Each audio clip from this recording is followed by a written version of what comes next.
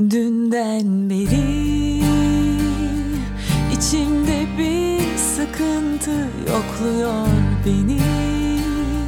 Anlıyorum, yakmışsın gemileri. Seviyordum, biliyordum ve gidiyordum.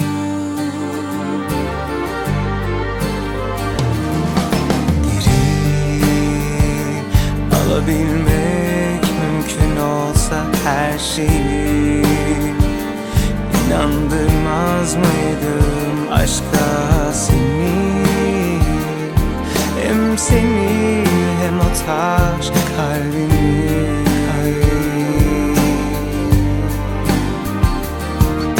Gider mi insan çok seviyorken?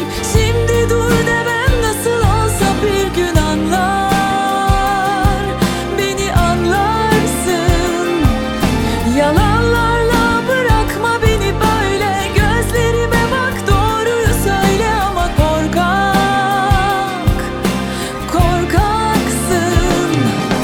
Gider mi insan çok seviyorken? Şimdi dur demem nasıl olsa bir gün anlar.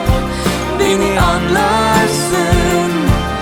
Yalanlarla bırakma beni böyle. Gözlerime bak, doğruyu söyle ama korkak.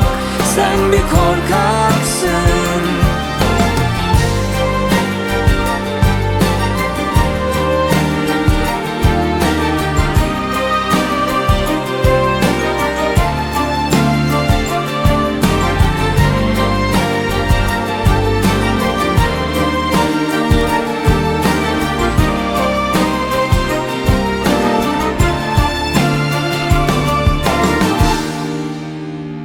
Dünden beri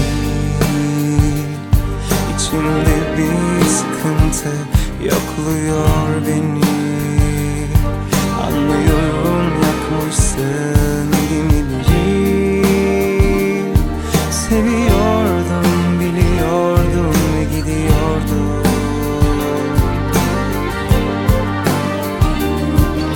Geri alabilmek mümkün olsa her şeyi, İnandırmaz mıydım aşka seni? Hem seni hem o taş kalbini.